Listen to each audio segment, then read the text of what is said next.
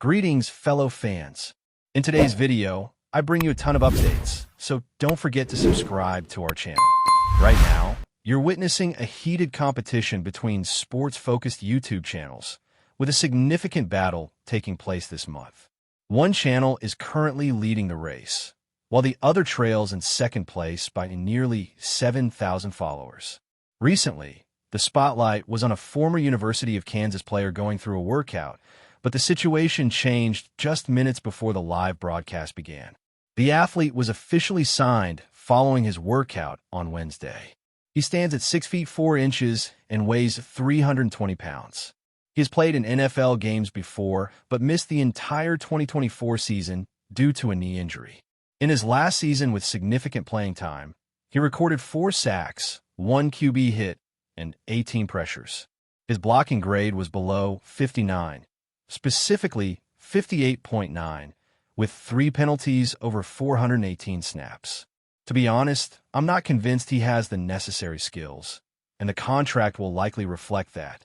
We don't yet have full details on the deal, but I expect it to be a 1-year contract with minimal or no guarantees. It might mirror a previous signing, where details came out a week after the announcement. Again, a 1-year deal for the veteran minimum, with no guaranteed money. I'd bet on a similar setup here. His place on the final roster is far from secure. Originally a 6th-round pick out of Kansas by another NFL team, he bounced around between 2 other franchises in 2023 before an injury sidelined him for the entire season. It's worth noting that throughout his NFL career, he's played multiple positions on the offensive line, primarily right guard and right tackle. He has very limited experience at left guard or center. His most active stint came in 2022 when he logged 777 snaps as a right tackle. He's also been used occasionally as a 6th offensive lineman, lining up as a tight end in heavy formations. I have my doubts about whether he'll make the team, but this signing seems aimed at adding depth to the offensive line. That in itself is intriguing. Feel free to leave a one-word reaction in the comments about this signing. Personally, I think depth and cut both fit well. I'm surprised the team is adding yet another offensive lineman, bringing the total to 15. That creates a highly competitive environment, especially at right guard. The newcomer will be competing there, but others are also in the mix. With 15 offensive linemen on the current roster, it might make more sense to evaluate him at right tackle rather than left. However, the volume of options at right guard complicates decisions for the final 3 depth chart spots. The team likely views him as a hybrid tackle/guard since nearly half of his career snaps came at tackle. Right now, the team is in a rather unique situation. There are only 4, maybe 5, roster spots available before the 10 upcoming draft picks. That suggests a heavy emphasis on ensuring a fair quarterback competition, even with backups on the field. The situation isn't dire, but it does pose challenges. We're talking about 5 open spots max. With 10 draft selections looming, the team might be fully committed to creating a healthy competition for the quarterback position, supported by competent offensive linemen. It's not a crisis, but opportunities for undrafted free agents are shrinking. That means the team might need to make tough cuts after the draft. Today's spotlight is on a player who has sparked debate about his future and expectations. There's been talk about needing a true nose guard or using this player in that role. The truth is, both are feasible. Last season, especially in run defense, he showed some growth as a pass rusher. He didn't always meet expectations in this defense, but we saw more flashes of potential than in his rookie year, where expectations were quite low. Despite those flashes, real development is still required. Everyone knows he needs to make significant progress. It's important to be honest about that. I believe we've seen more upside than in year 1, but the need for a big leap forward remains. Year 3 could be make or break. If things don't start clicking this season, it's fair to question whether they ever will. On a confidence scale from 1 to 10, I'd say I'm lower than before, but I'm not giving up entirely. Still, it would be unfair to dismiss him now.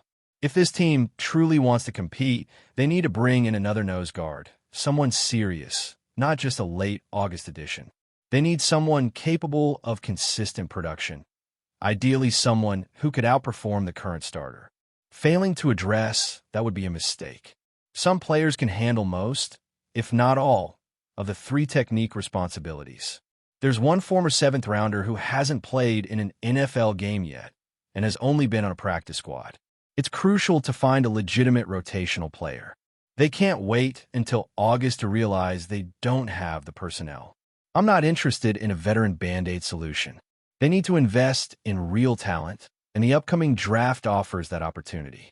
On day 2, they could look at 2nd or 3rd round players to shore up the run defense. On day 3, viable options remain, including promising nose guards who could be available in the 5th round, or even the 4th. Players like Deion Walker could greatly improve the run defense. He's a solid nose guard prospect who might be there in the 5th round, along with others like C.J. West and Jordan Phillips, both potential 4th round picks. Another standout name is Samari Cowell. Grabbing one of these players with a 4th round pick would be ideal. Vernon Broughton, Cam Horsley, Cam Jackson, and Gia are all notable defensive tackles out of Florida. They're not as high-profile as others, but could still bring needed strength to the defensive front. As the NFL draft approaches, there are constant updates regarding the Cowboys that are worth monitoring. Shifting focus to undrafted free agents, there's growing interest in potential quarterbacks who might not get drafted, like touchdown Tommy Mellott out of Montana. His 2024 season was impressive. A 67.8% completion rate, nearly 3,000 passing yards, 31 touchdowns, and only 2 interceptions. He's also a dynamic runner, amassing over 2,000 rushing yards in 2 seasons at Montana and winning the Walter Payton Award, the FCS equivalent of the Heisman. His outstanding FCS performance caught the Cowboys' attention during a private workout. Still, there are some question marks around him. Other names to watch as the draft nears include Seth Hennigan from Memphis and Graham Mertz, who impressed the QB coach during his pro day. Chandler Rogers and Braden Shager, both participants in the Dallas Day, are also under observation. While Mertz and Hennigan have draft potential, Rogers and Shager are longer shots. As for touchdown Tommy, his athleticism and burst, reportedly more explosive than Julian Edelman's, might allow a transition to wide receiver. If you're looking for versatility, he resembles Josh Cribbs, who also made the switch from quarterback to receiver. He definitely has the potential to become a receiver, based on both performance and college testing. His athleticism and burst stand out, even compared to Edelman. Mellott hails from Montana State. After working out with the Cowboys last week, he also met with the Bengals. He participated in receiver drills and punt return exercises during his pro day. His testing results show a relatively strong athletic profile, which is a good sign. He earned a solid score, although QB athletic scores are often skewed by role expectations. His relative athletic score, RAS, was 9.68 as a receiver, and he ran an impressive 4.39 in the 40-yard dash at his pro day.